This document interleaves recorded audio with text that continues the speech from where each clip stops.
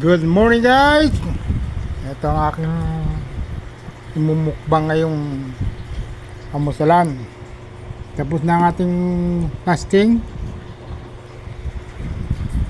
So 10:46.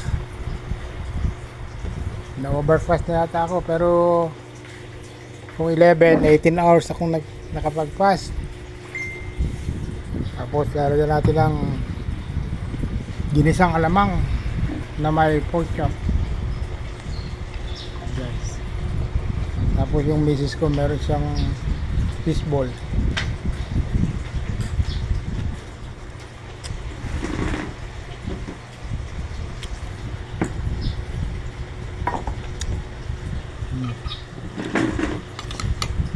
Res ang palaya,